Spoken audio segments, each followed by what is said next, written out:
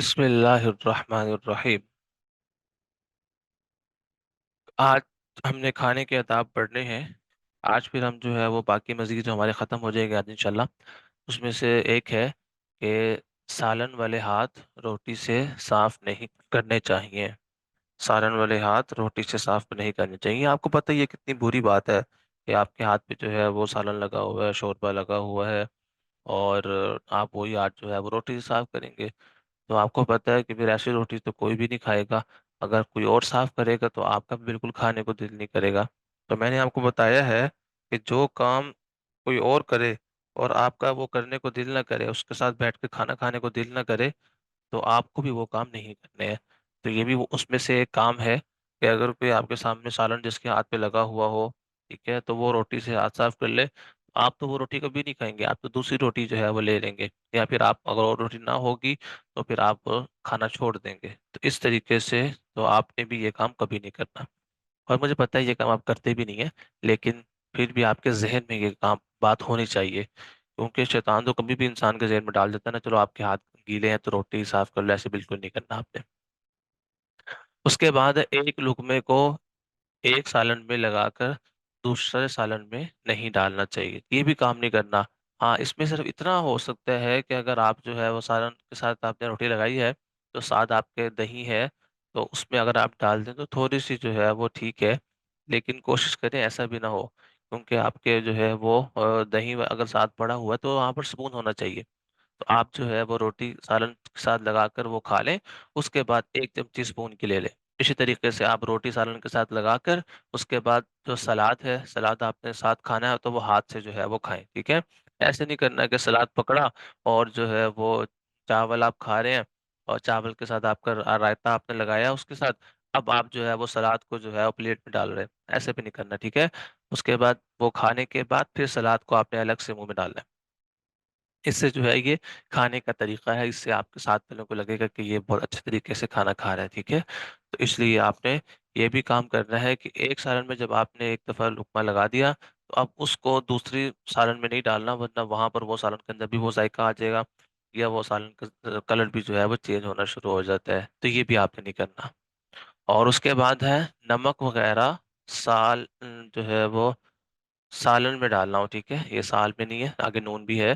اگر نمک وغیرہ سالن میں ڈالنا ہو تو پہلے ساتھ والے سے پوچھ لینا چاہیے۔ یہ بہت اہم بات ہے کہ اگر آپ کے ساتھ کوئی بیٹھ کے کھانا کھا رہا ہے، اب آپ کو جو ہے وہ اگر آپ مرچیں تیز کھاتے ہو، آپ چاہتے ہو کہ یار مرچیں میں نے تیز کھانی ہے، یا اس میں مسالہ میں تیز کھاتا ہوں، یا اس میں نمک کم ہے میں نے ڈالنا ہے، تو آپ کے ساتھ والے سے بھی آپ پوچھنا چاہیے کہ بھائی وہ اس کی طبیعت کیسی ہے، وہ مرچیں تیز کھاتا ہے یا کم کھاتا ہے۔ ایسا نہیں ہے کہ آپ صرف اپنا فائدہ سوچیں گے اور سارے کام کر لیں گے، بالکل بھی نہیں۔ آپ اپنے ساتھ والے کا بھی خیال رکھیں گے، اس کا بھی دھیان رکھیں گے۔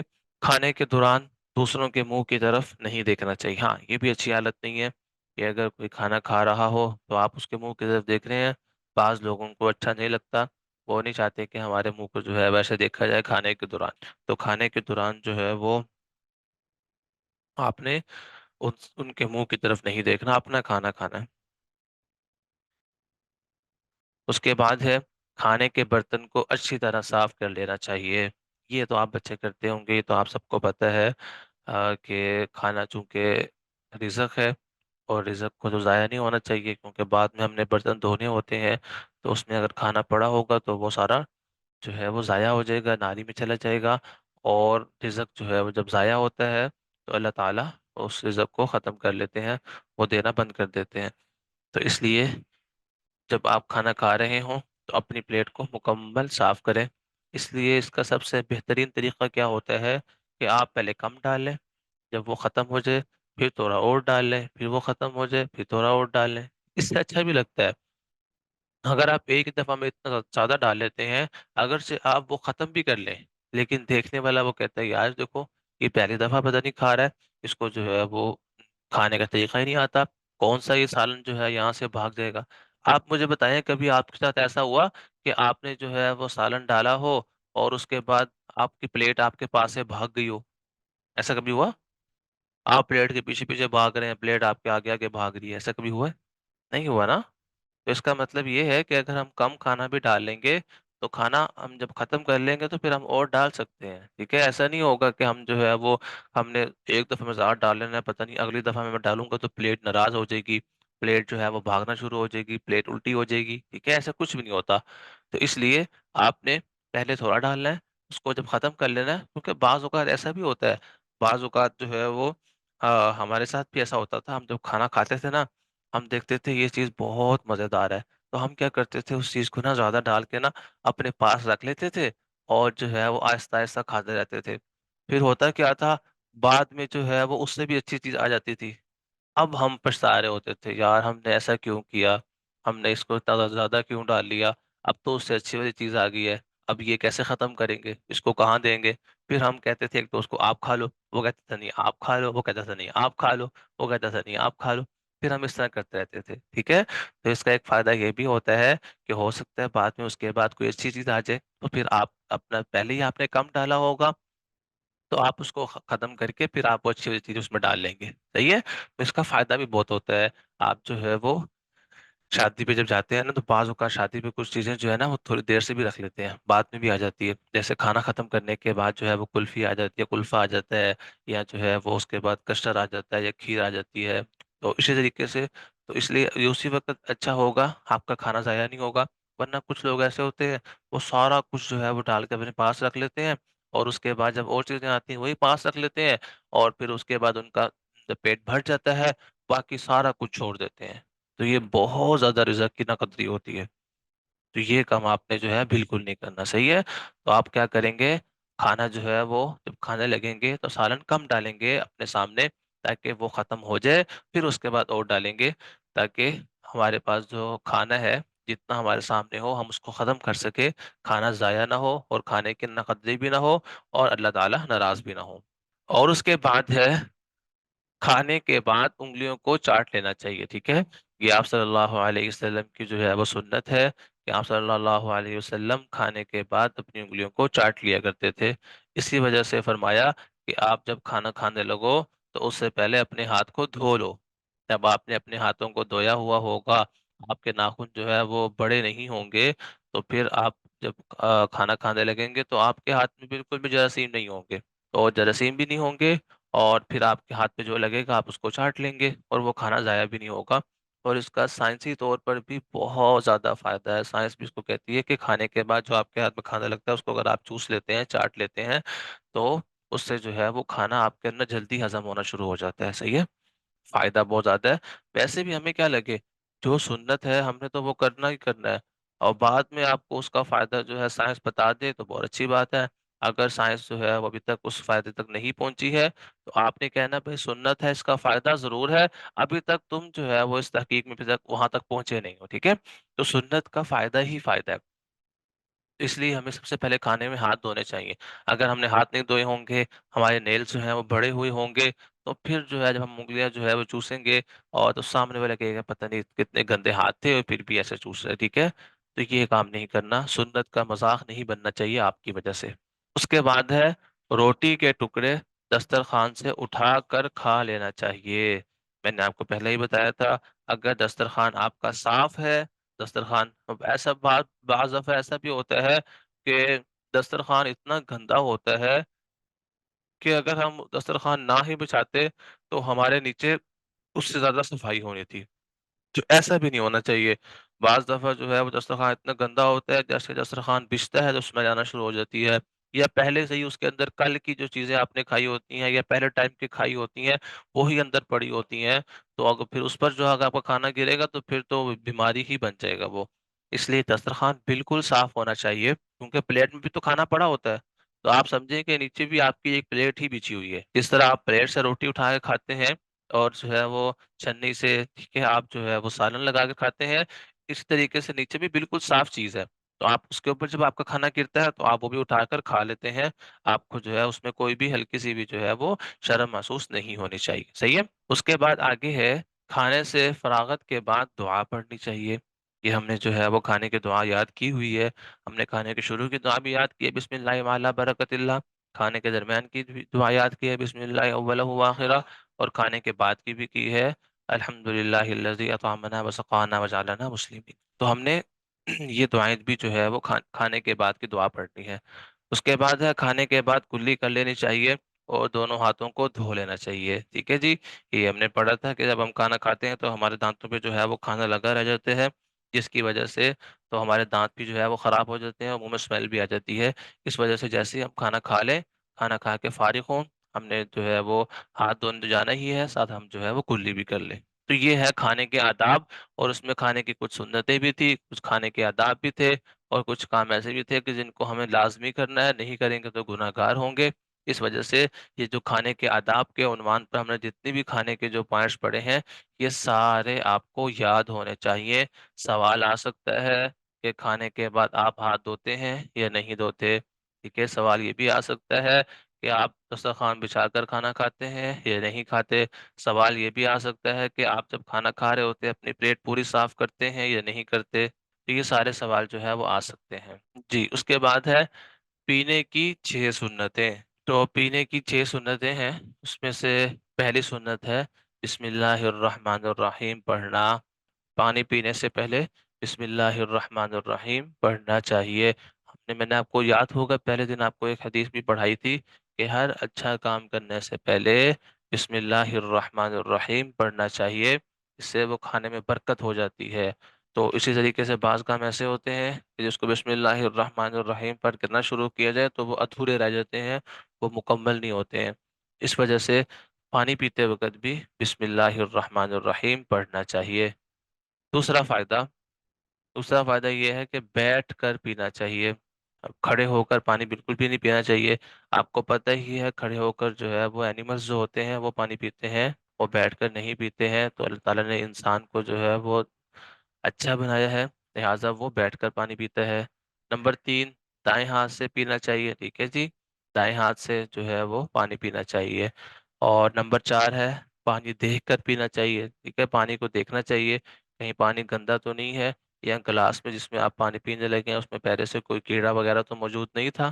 तो ये पानी देख कर भी पीना चाहिए। नंबर 5 पे है 3 सांस में पानी पीना चाहिए, और ऐसा नहीं है कि एक ही घूंट में जो है वो सारा पानी खत्म कर दिया।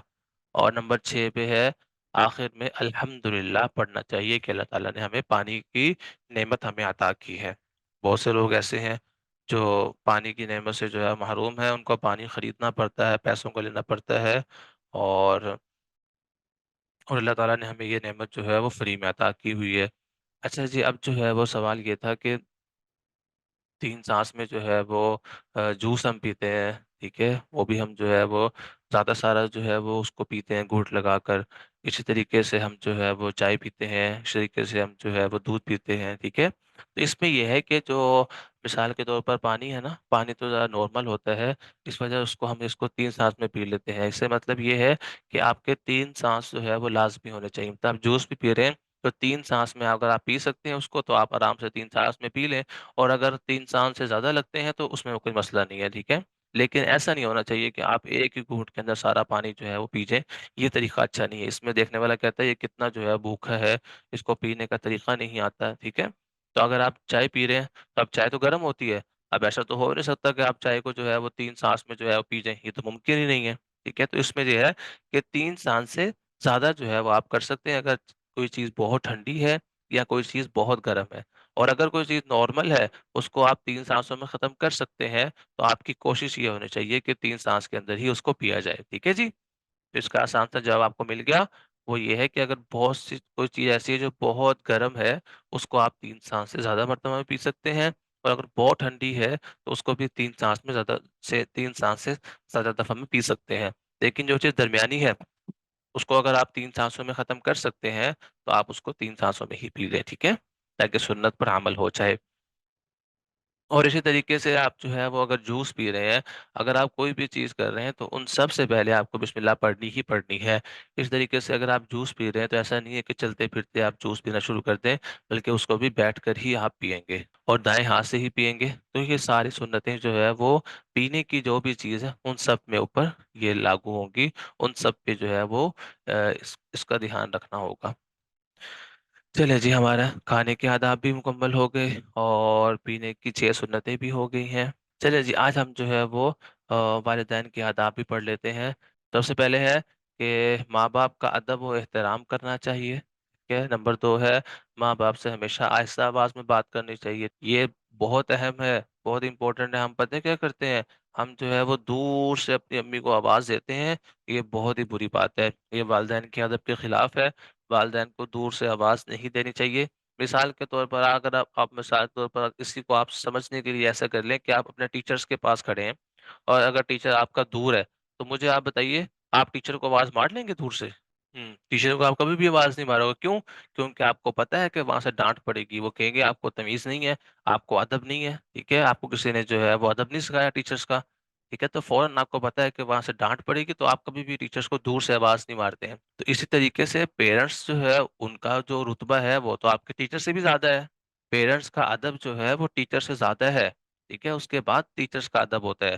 تو اس لیے تو پیرنٹس کو بھی کبھی بھی دور سے آواز نہیں دینی چاہیے، ہمیشہ پاس جا کر جو بھی بات کرنی ہے بات کرنی چاہیے، اور بات بھی آہستہ آواز سے کرنی چاہیے۔ ایک اور سوال، اب پیرنٹس کے آداب آگے سوال میرے ذہن میں آتے جا رہے ہیں، اس لیے آپ نے پیرنٹس سے جب بات کرنی ہے ان کا ادب و احترام ہونا چاہیے، اور آواز آہستہ ہونی چاہیے، اور دور سے کبھی آواز نہیں مارنی چاہیے۔ اس کے بعد ہے ماں باپ کا نام سے نہیں پکارنا چاہیے، ٹھیک ہے، والدین کو کبھی بھی جو ہے وہ نام سے نہیں پکارتے ہوتے، ٹھیک ہے، یہ بھی ادب کے خلاف ہے۔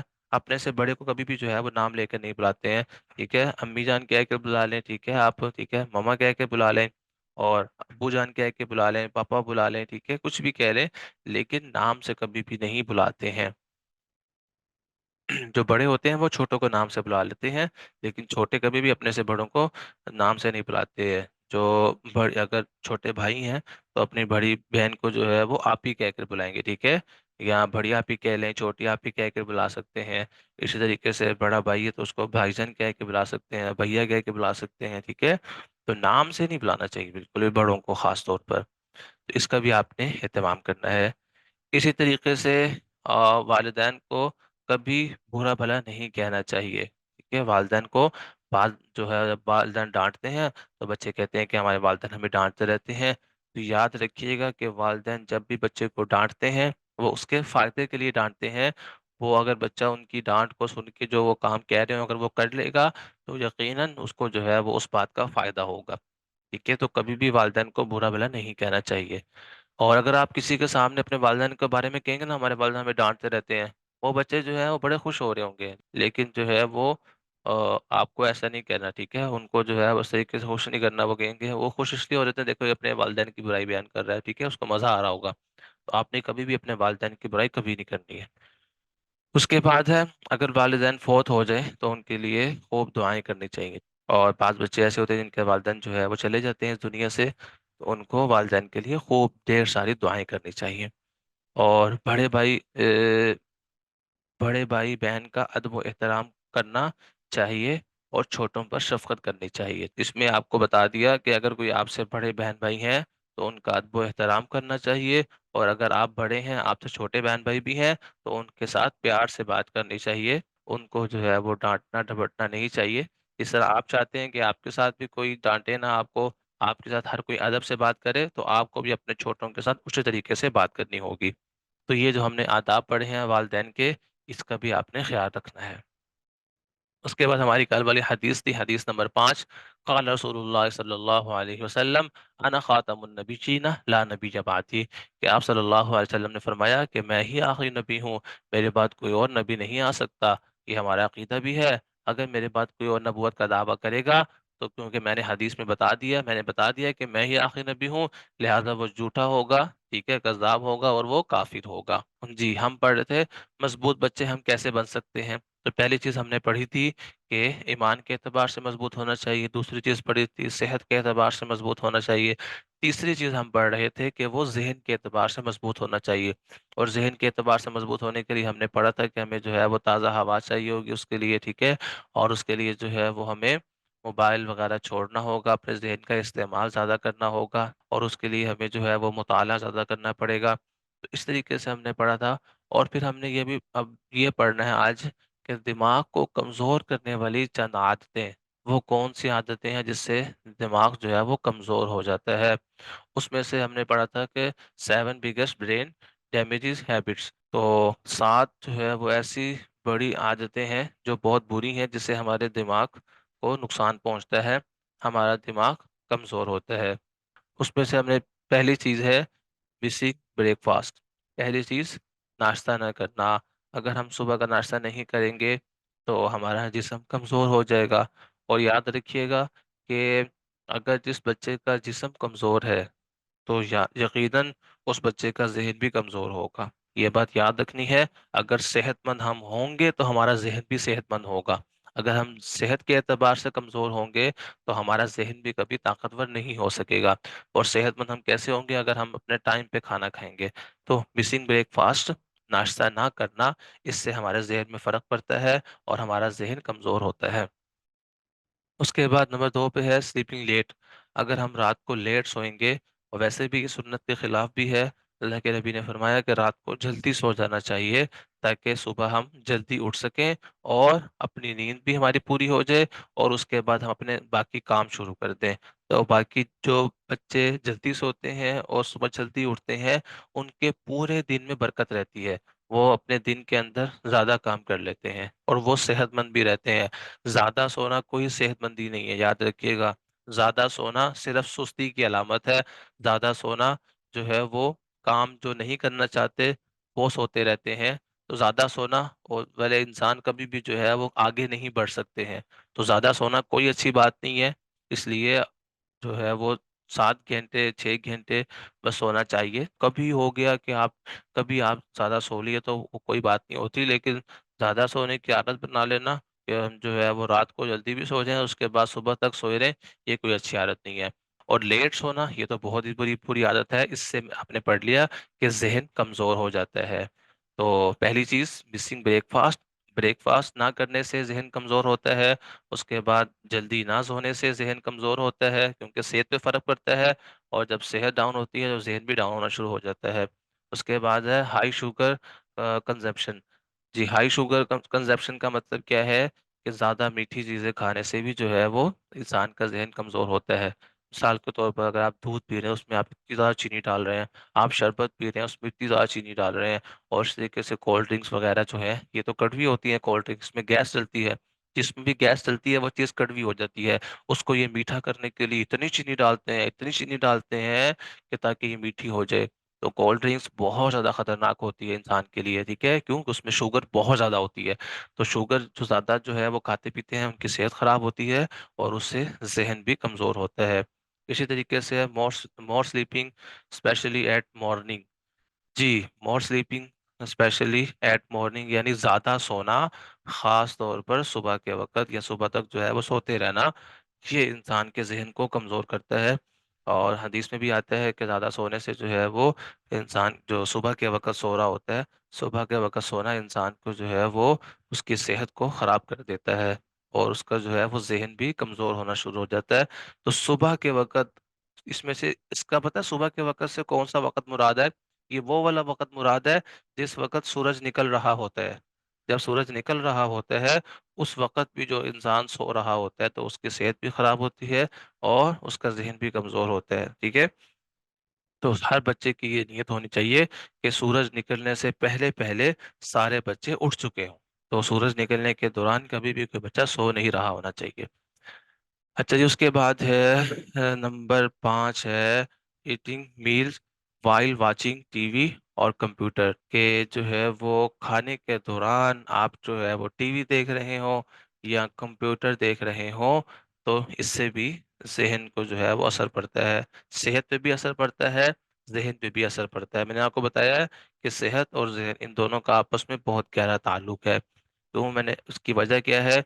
इसकी वजह ये है कि जब हम खाना खा रहे होते हैं, तो अगर हम बिल्कुल सही खाना खा रहे हों, तो हमारा ध्यान खाने की तरफ होता है, तो हमारा दिमाग जो है वो मैसेज भेजता रहता है कि इतना हम खाना खा लिया है, इतना हम फुल हो चुके हैं, अभी जो है वो हमें इतना खाना बाकी खाना है, ये ज़हन में चल रहा होता है।